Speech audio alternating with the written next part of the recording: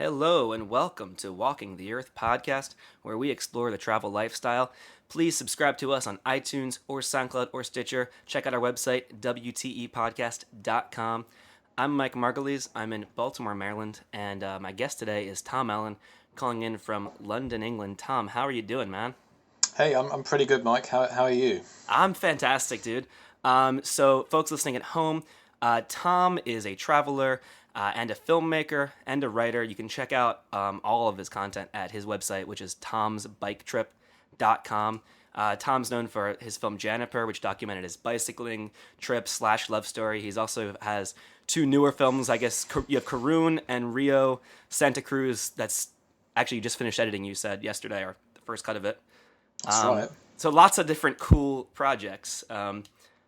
And I don't know, for me, man, I really respect what you're doing in the sense that you have made this travel lifestyle and found a way to turn the travel itself into a business for you. You're turning a way to have the travel, fund the travel, and also get out like positive, really interesting stories and messages. So much respect to you, man.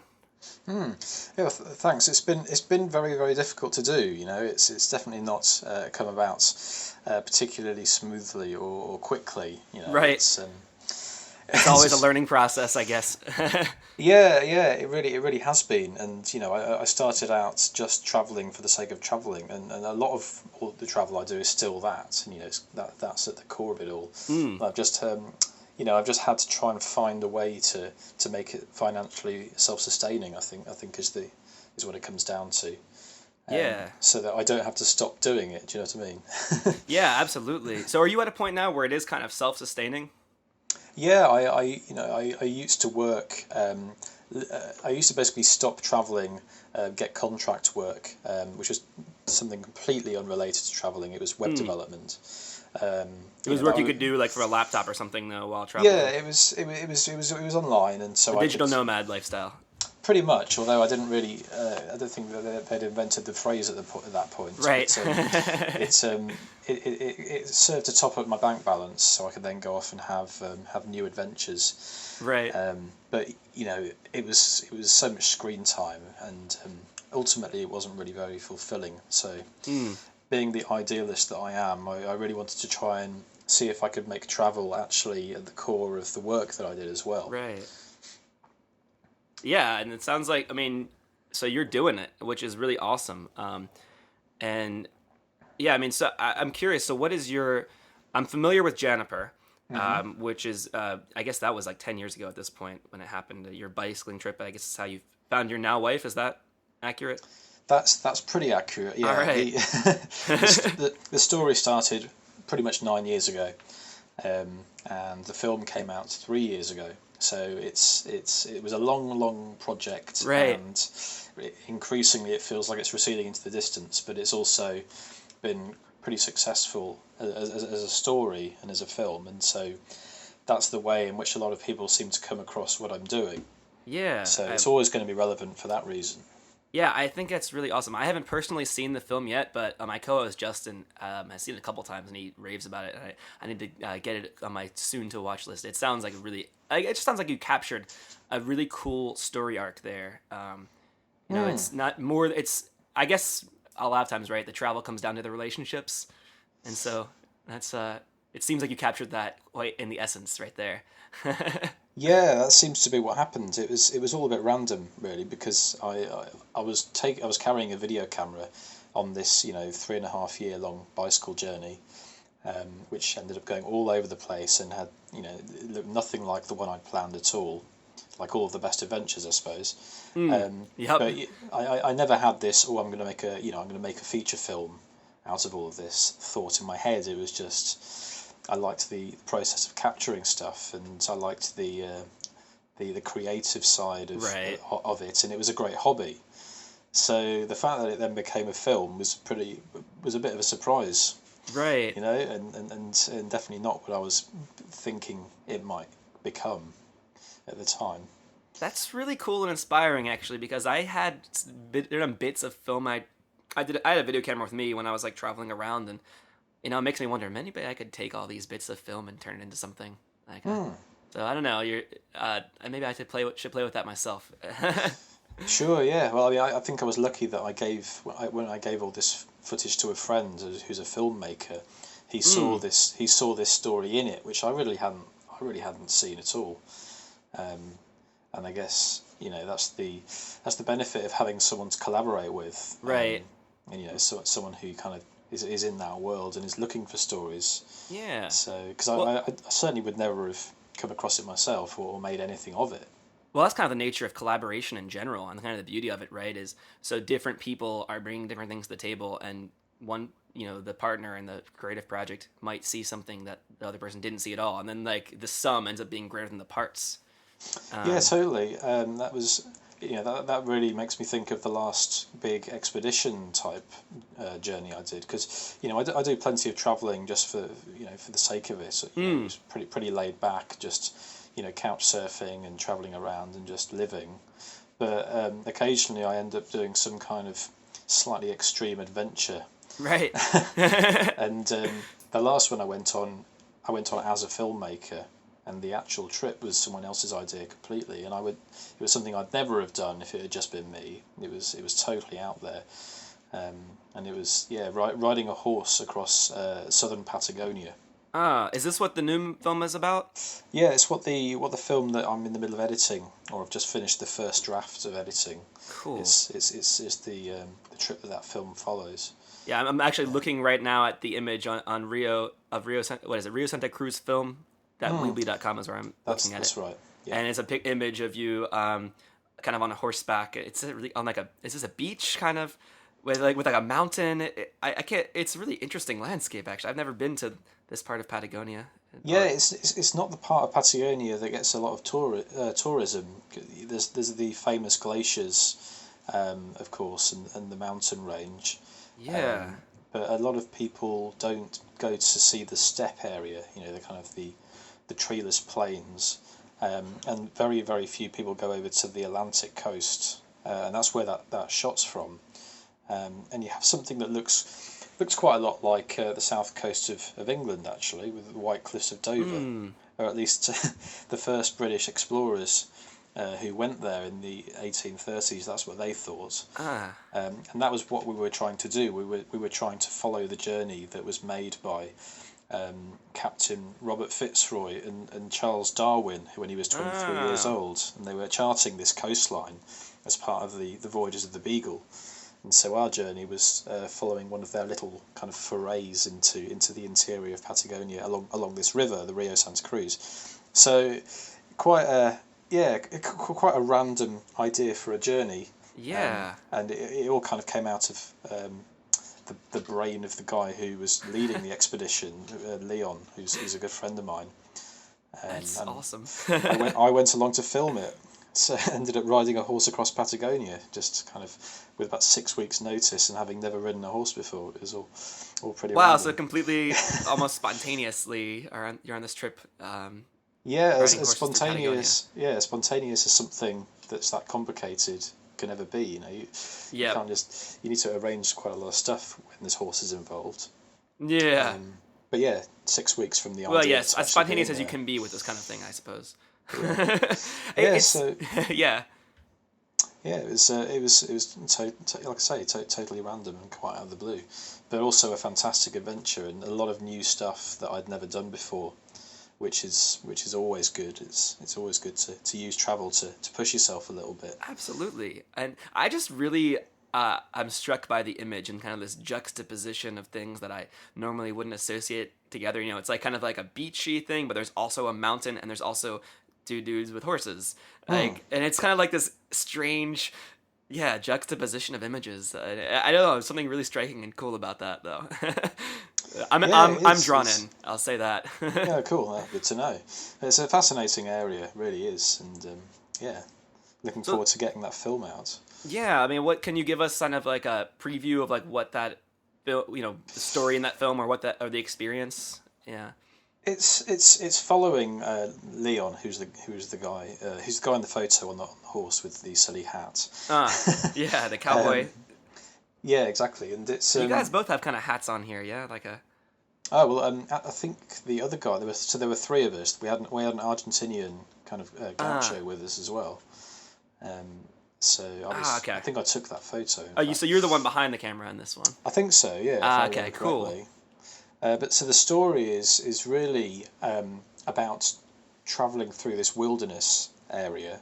It's a totally uninhabited area. We were out of contact of people and roads and electricity and mobile signal, all of that for about 2 weeks. Um, Completely off and grid, completely and utterly off grid now. which is great. Um, That's good, cool experience. yeah, but also slightly sadly, that whole region is going to be flooded because they're about to dam the river. They're going to build two pretty enormous dams, Hmm. and that's going to put paid to roughly 2/3 of the valley is going to end Oh up wow. underwater. So this won't So exist as it is now for much longer. no, I mean we went there thinking we would pretty much be the last people who were able to do such a journey. Wow. And Leon really wanted to just document what it Right. was like, um, and also have a look at how it had changed since these old school explorers were there. Which it turns out very little has changed, Hmm. but the imminent future of this place is going to be radically different.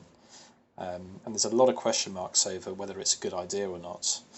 Um, Right. amongst the locals and amongst Argentinians, and definitely amongst environmentalists, um, which we really aren't. But we did just want to go there and try and just see what it's like, Right.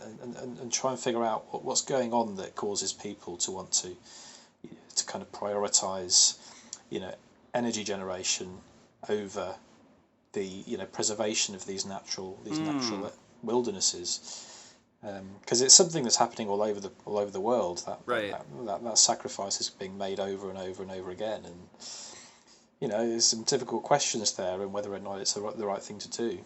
Right. I like that how you're kind of just like exploring the question there though too, right? You kind of like this is what it is. These are the reasons, and it sounds like you're just kind of presenting it. And I like that that idea. It's just kind of Mm, bringing light to it. Like, hey, here's a thing. Here's an issue that to think about. You know, sure, and I kind of that's really cool. sure, yeah. I mean, that was what was interesting about it, and I've done plenty of travelling, which has just been about me. It's been sort of Hmm. having fun and pushing my, kind of breaking down my preconceptions and all that, but ultimately just about kind of having a cool adventure. Right. So it was nice to do something that had a bit more of a wider relevance, Right. really. Definitely, man. I like that sounds that's awesome. And I guess your other film that we I haven't really asked you about yet was Karun. Um, Yeah. and that one's already out as well. Well, Yeah. Karun is actually two films. Okay. There's a short film which is 15 minutes long and is free to view online. At Um, karunfilm.com. Karunfilm.com, yeah, Yeah. that's right. But there's also a full length one which for some reason we decided it would be clever to try and edit this and Karun, both films at the same time. So, so that's also in the middle of being So you have the fun produced. task of working on two projects at once. Yeah, I mean, nothing if not over ambitious and all Right. that. But yeah, so we've got this full length version of it coming out, and both films essentially tell the same story, which is following the longest river in Iran from Ah, from one end to the other, from the source to the sea. And it turned cool. out that in doing that, you see such a ridiculous variety of kind of landscapes and cultures, um, in Iran, which is a really diverse place actually. Um, when we went to find the source and we couldn't actually physically get to it because it was waist deep snow and it was minus Oh 10 wow. degrees, minus 10 Celsius. Um, Wow, I don't even when I think of Iran, I don't even picture that landscape. So like that's just striking to me right now. Wow, snowy landscape. yeah, it looked like northern Sweden or in Right. winter or something like that, or the kind of the Arctic tundra type thing. Yeah. At 10,000 feet above sea level, and yeah, waist deep snow and all this kind of thing. It was a real surprise. But then by the end of that journey, we were in 30 degrees, I apologise. I work in Celsius because I'm from the UK. Oh, So, yeah, yeah, no worries. so whatever We have an 30 degrees international audience, Celsius so, is. you know, at least some portion of them are American. Well, a lot are American, but some people will know what Celsius. Sure. Pretty hot anyway. Pretty hot Right. and arid and quite desert-like. How hot in Celsius was it, did you say? Oh, probably about 30, so Yeah, not that's too pretty bad. hot. I can't do the conversion, but I know that's hot. Yeah, I think like 90 something. Yeah, that sounds about right, I think. But yeah, you know, you've had this huge kind of gradient of climates and landscapes, and we met Wow. all these incredible people, and you know, we brought all this camping gear with us to try and follow the river because it was all by human power. We were doing it, walking and cycling and a little bit of kayaking, and we brought all this camping gear, thinking we'd be camping out every night because it was quite wild regions we were in. Turns out we only used the tent once, and then every other night for the kind of 6 week journey we were indoors, and that was usually in someone's house. That's awesome. So people they kind of just took you invited us in. Yeah, exactly. We That just is got so cool. invited in, and you know, normally without any kind of real effort on our part, we would just rock up in a village, and the first So person cool. who saw us would take it upon themselves to give us somewhere to stay and feed us, and just kind of hang out with us That for, is for the evening. That is amazing. You know, it's funny because back actually, our first guest on this podcast, his name was actually also Tom, and he was also a bicycler. He bicycled from England to India, and he also went through Iran, and he had a very similar story. And he was talking. I mean, when I asked him about Iran, his answer was hospitality, and he pointed the same thing that you're pointing to, which is like. I hear this a lot. I feel like I need to get out there as I keep hearing all these really awesome things about Iran through all the different guests I'm interviewing. Sure, yeah. And Well, I think, you know, the thing about Iran is if you're a politician, Iran's a big problem. But if you're a tourist, Iran is absolutely bloody brilliant. You know, okay, yeah, so it's that's making an that interesting angle of distinction. it. There's more tourists out there than politicians. So I think, you know, we need to revise the way we see the place Right. almost. Well, you're doing a part in that by having this film. This is kind of showing another angle. Yeah, So. I hope so. You know, the more people we can get it. I mean, that's one of the reasons we made that short film and put it out for free, because you know we've got to pay for the long version because it costs money to make. But Right. the short version, we just wanted to get it out to as many people as we could. Yeah. To show them what Iran looks like from the inside, because it's not a particularly well understood place, I don't think. More so among Absolutely. travellers for sure, but you know, public at large, it's got a bit of an image problem. Absolutely. So yeah. No, that's cool though, and so I guess so now you're working on what we call it, the director's cut of Karun. Yeah, the extended edition. Yeah. Something like that. Special extended edition. Yeah, I mean, this is one of the ways in which I'm keeping all this whole travel lifestyle going is Yes. producing full length films, which Yeah, you man. know I can justify putting a price tag on, and people are Absolutely. quite happy to pay to watch it. You know, you can't do that with a short film, but with a feature like an hour-long film, Yeah. then you've kind of got a product there. Yeah, And absolutely. so it's one way in which I can keep the bank balance in the black, and keep on doing it and make more Yeah. films. You know, so I yeah. think that's wonderful, man. Like, and like I was saying, much respect to you for, basically, yeah. What you've done is you've taken a travel lifestyle and you've created valuable content that people are, willing to pay for, and therefore it supports your lifestyle, and that's a really cool. It's always there's that challenge, finding that intersection, right, between your passion and what you're good at and what people will pay for. Exactly, and that's what's taken so long. Yeah. I'm Is still trying to find figure that out myself. So, it's really cool seeing people doing it like Yeah. yourself. And then the best thing is, I think, is that what I do for a living is so perfectly aligned with my values. I'm not kind of compromising anything when I do my work. I'm not working for a giant corporation whose kind of ethics I'm not really on board with, or Right. anything like that. It's making a living at the same time, putting out messages which I just think need to be put out there. Regarding kind of cultural understanding and respect for nature and all this kind of stuff. So it's Yeah. and just the importance of travel and what it can teach you as well. It's it's a really nice kind of formula, I guess. Absolutely. Yeah, to be able to put out a positive message at the same time is it's more icing on the cake on this whole thing, you know. Mm. So it's like yeah, it's really awesome. So you've been doing this now for how long have you been doing this kind of, I guess, the travel lifestyle? Um, I started travelling in 2007, so okay. So you've been at about this for like 8 years. about 8 years ago, and I never really, I mean, I've come back to the UK in that time, but I've never gone back to my previous path in life, I suppose. Yes, So yes. in a sense, I've never looked back from 8 years ago. Everything I've done Absolutely. since has been some kind of outgrowing of what came before it, and it all revolves around travel, Yeah, yeah. and new experiences and new places and what that brings to your life. Yeah. Um, so yeah. I relate to that for sure. In the sense like, so right now, right, I'm here back at home base in Baltimore, but Hmm. even though I'm back here, I still haven't really turned back to the previous life.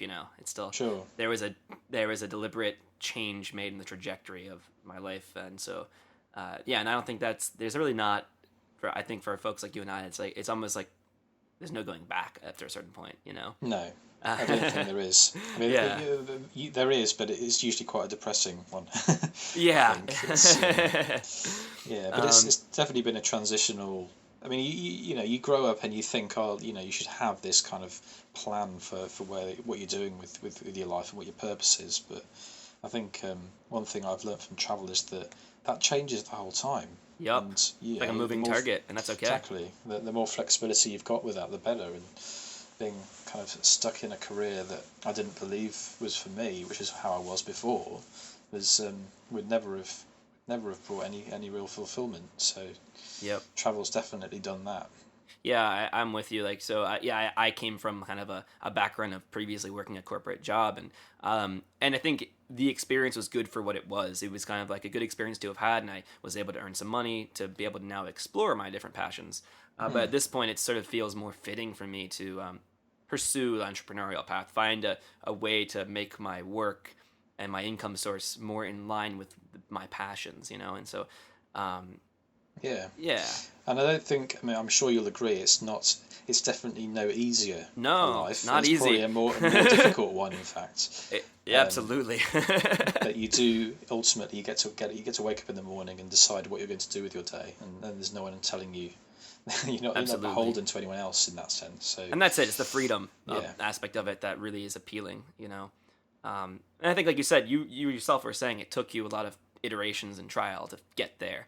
I feel like I'm just like I'm on the same path, but a little bit like further back than where you've reached now. So it's cool just to see, oh yeah, people that are doing it like yourself, and mm, I'm on that phase, the exploration, testing phase, and like figuring out where it is, what I fit.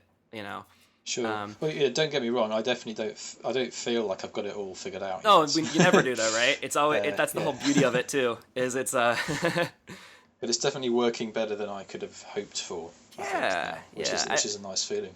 What kind of the beauty would you say the beauty part of the beauty is the fact that you're never really done learning and growing and figuring it out. It's just it's the journey itself that's kind of the point, Yeah, I guess. definitely, and the learning for me is really the key. If I reach a point where I'm not learning anything new, then that's a sign that something's not right.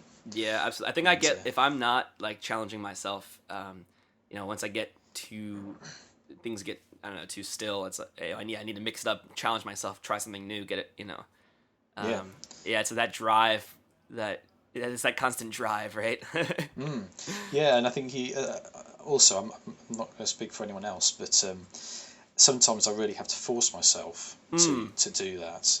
And I do find that sometimes I spend weeks or even months kind of stagnating and Yeah, it wondering comes in why I don't. waves. Yeah, and wondering why I don't feel like things are going in the right direction, and then I realise I just need a real to change things up completely, Yep. and just hand the keys back to the landlord, pack my bags, and get on a plane somewhere is usually a solution to Yeah. that. I can relate, man. Yeah, I myself also would go on like these waves of like where I feel like I'm stagnating, not making progress, and then like a period of like maybe then a period of super productivity, and there's Mm. yeah, it's interesting. I guess it's the maybe it's Keeps just life interesting, yeah, it definitely. does keep life interesting. I enjoy it. um, Yeah, man. So with all of this that you've done and are currently doing, what's something that you haven't done yet that you'd like to do? Oh, goodness me. Do you mean like in terms of traveling or just a Anything at all in the general a universe, general thing? travel or anything. Well, struggling for an answer, but I think one obvious one is relates to the trip as I'm doing next, Okay, which is that I'd really like to walk the length of a country. awesome. I think that would be Literally real. walking the earth. Literally, yes. And I'm hoping that this summer will be the summer on which I do that. Um, and I think that, well, there's definitely some kind of walking trip on the cards, and hopefully it'll be this idea that I've had bubbling away for a while, which is, if you're interested, it's to walk the length of Armenia. Cool. And now Awesome. I've said that, I'm going to have to do it. Yeah, yeah. Well, that sounds great. That sounds like a really cool. Are you gonna film it? I assume as well. I think I would rather write a book on this one, to be Oh, honest. okay. I feel like I've filmed enough journeys in the last year or so.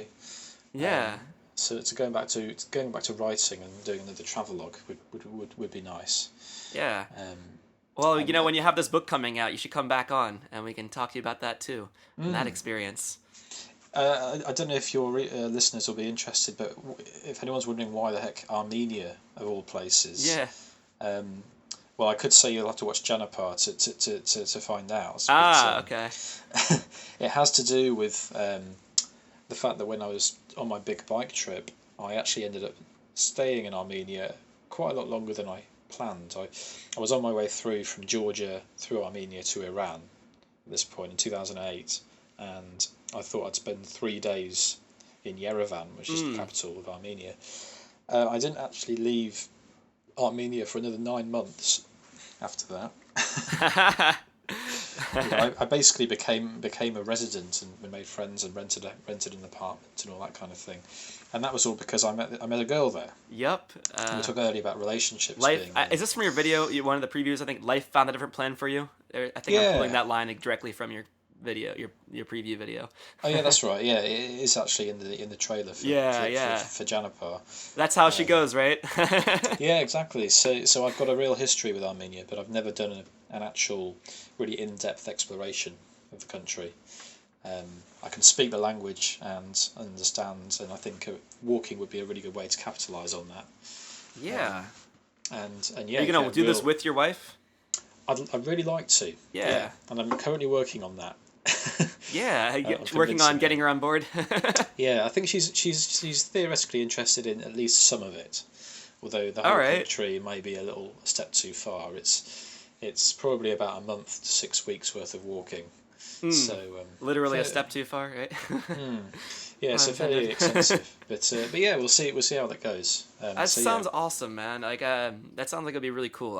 I'm definitely keen to hear about it. If and when that kind of comes together and gels. Which it sounds like it will at one form or another. yeah. Well, let's see. Really Very awesome. exciting. Cool. And cool. So I guess folks that want to, I've listed mentioned very quickly throughout this episode various URLs, but what I'll do is with the show notes, the blog write up that goes along with this episode at wtepodcast.com. I'll throw out the links to all of your different places that all the different videos, films that people can find you. But the main place people should check out is tomsbiketrip.com. Is that right? That's right. Yeah. Cool. Can they find you on like Twitter also or Facebook? Where do you like people to interact with you? Tom's Bike Trip is the handle I've been using for Okay. years. For all the different social medias. Yes, exactly. I mean, now I'm doing walking trips. I should probably rethink it, but for the moment, Tom's it's walking trip. Tom's Bike Trip. Cool. So that folks can go to tomsbiketrip.com or use that handle to find Tom on different social media. But again, like I said, I'll also link up to the various different film websites individually and different other stuff we've mentioned throughout this episode. I'll link to that on the blog show notes right up at wtepodcast.com. Tom, thanks so much for coming on the show. Um, Well, yeah, thanks for having me. It's been a really good chat, actually. Really yeah, interesting chat. yeah. I mean, this is really my pleasure. I think like I said, much props to you, and really appreciate you sharing this. And yeah, and folks listening at home, I hope you have enjoyed this edition of Walking the Earth podcast. Um, as mentioned, you can subscribe on iTunes or SoundCloud or Stitcher, and you can find more episodes or more information about Tom at our website, wtepodcast.com. And so for now, we will. How do you say goodbye in Armenian, Tom? Um, Ajo Huchun. All right. For now, we will say Ajo Huchun. Did I butcher it completely? Pretty much. Okay. But don't worry about it. All right. Well, we will say farewell for now, and we will catch you next time.